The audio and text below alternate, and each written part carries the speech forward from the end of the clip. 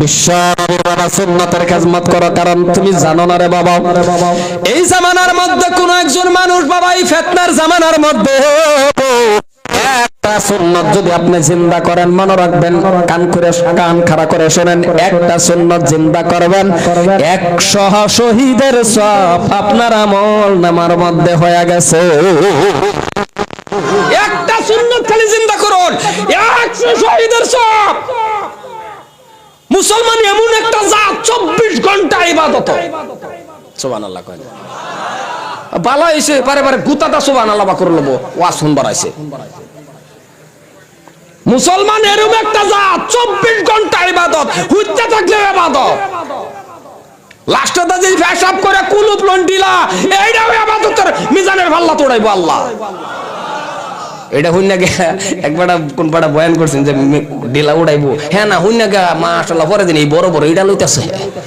এই বড় বড় কুলুপ, মানুষের জায়গা তো বড় কুলুপ কে হগলে হ্যাঁ এটা লইছি কাল্লা 5 কেজি 10 কেজি ওজন এটা লইয়াম, কইলে ওই মেজানে পাল্লা কয়েকটা তোড়াইলে কাম হয়ে যাবো না এটা না, ছোট ছোট আলুন যে কইছে দেখে আবার আমি তো এখন কই দিছি মেজানে পাল্লা তোড়াইবো, আমি বাদ গিয়া যদি ইটা বাস করে থই দেন তো হইতো না, ছোট ছোট ডিলা বহুতে ওয়াজ বোঝে না তো। মুসলমান ভাইরা মারো, কারণ কেন বলছি ভালো করে শুনে নেন ও ভাইজান, এই ফিতনার জামানার মধ্যে তুমি একটা সুন্নাত জিন্দা করো, 100 শহীদের সওয়াব যদি পাওয়া যায়, তাহলে তুমি একটু শুনে নাও আমার আল্লাহর কালামুল্লাহ শরীফের কথাটা আমি বলছিলাম বাবা, লম্বা হয় একটু লম্বা হলে অসুবিধা হইতো না তো, দিছুন যদি সর্দি জল লই ওয়াজ করতেছি না 12টা বার করুন শহীদ হইনু এলো ফজর বলে আমি শহীদ হই, আর ওয়াজ নাই যে আমার আল্লাহ দেখো তরি করে। ও ভাইজান, কোরআন শরীফ পড়লেন, কোরআন শরীফ মানলে দাম বাড়ে, আর বাস্তব উদাহরণ দেই, উদাহরণটা হলো সংক্ষেপের ভিতরে বাবা জ্ঞান থাকলে আপনি বুঝবেন। আমার এটাই বলি বাবা, কোরআন শরীফ পড়া যদি না জানতাম দাওয়াত দিত 5 দাবুদ দিলাই নইলে আমারে কথা কোনে, কোরআন শরীফ পড়লা না জানলে দাওয়াত দিত, আজকে বাংলাদেশ পর্যন্ত আমারে নে, এই তো কাল্লার দিন পরে আবার ফ্লাইট, এত দূর আছেন আমি হবিবুর রে না, আমার আল্লাহর কালামে আমারে লইয়া যায়। মসজিদের সেক্রেটারি ধরুন সূরা ফাতিহা জানে না, কিচ্ছু জানে না, এই বেড়ারা দিছে যে মসজিদের ইমাম সাহেব একটা রাখবার, ইমামে কইছে ভাই আমারে যা রাখবা, আমি কোরআন শরীফ পড়া জানি না। কি কইন ইমাম সাহেব রাখবো নাকি?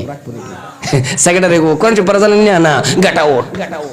কথা কোনে জানে না, আলাকে হে জানে না, কিন্তু হ্যাঁ কিন্তু কোরআন শরীফ পড়া একেবারে জানে না, তাও ভাই ইমামরে কি কইবো, ইমামে যদি ক আমি কিন্তু কোরআন শরীফ পড়া জানি না, সেক্রেটারি সাহেব হ্যাঁ যে জানে না, হেটার দিকে আর মনে হয় না, হ্যাঁ কইবো কি কোরআন শরীফ পড়া জানি না, গাটা ওঠ। তার মানে কোরআন আল্লাহর কালাম,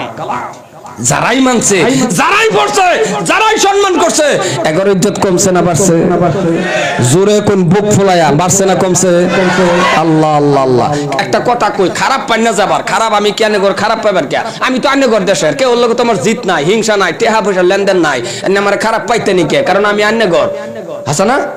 আর ফাইলে আমার করবারও কিছু নাই। একটা কথা মাইন্ড করুন না যে আমি এটা মানে বুঝাইবার লাগে করতেছি। আচ্ছা, এই জীবনে কোনো বেটটানে আন্যের বয়স যে হিনি হইছে এই এলাকার মধ্যে জীবনে কোনো বেটটানে এরকম বা মানছে যে আল্লাহ আমার এই সারার অসুখটা যদি বালাও, আমি 10টা মাস্টার দাওয়াত খাওয়াইয়া, কথা কয় না দেখি জোরে কোন 10টা বাদ দেন, যে মাস্টারে দাওয়াত খাওয়াইয়া। আচ্ছা,